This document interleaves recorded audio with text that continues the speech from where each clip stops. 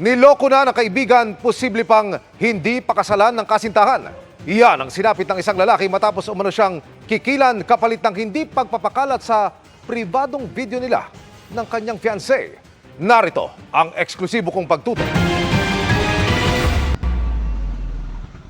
Ilang oras na nag-abang ang mga pulis bago nadakip ang lalaking ito na nagpa-cash out sa isang tindahan sa Makati.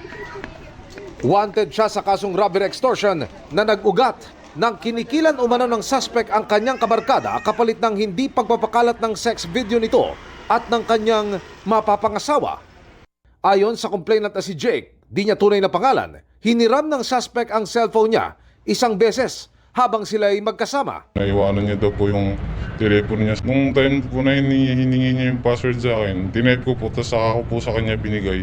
Na wala po akong idea na pumunta na po siya dun sa gallery ko. Noon, hinihinalang kinuha ng suspect ang mga private videos nila ng kanyang fiancé. Pagkatapos ay nakatanggap na siya ng mga blackmail sa pamamagitan ng private messages.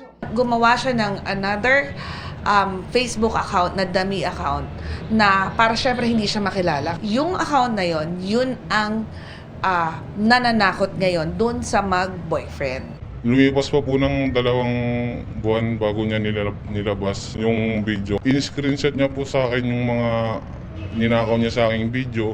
Tapos po, tinakot niya po ako na ipapadala niya daw po yung masisilang video na yun sa mga kaibigan at kamag-anak ko. Nakapagpadala ng bayad ang biktima pero ang suspect hingi pa rin daw ng hingi. Kaya nag-report na siya sa mga pulis. Sa ginawang surveillance na kumpirmang kabarkada niya ang tumatalo sa kanya. Nung nagpadala ng pera dun sa isang cash-in, cash-out store, dun sa CCTV, nakita yung tattoo.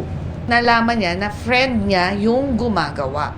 Ipinagharap na ng mga reklamong robbery extortion, swindling, grave threat at iba pang reklamo ang suspect na tumangging magbigay ng pakayag. Hindi po nakakatuwa.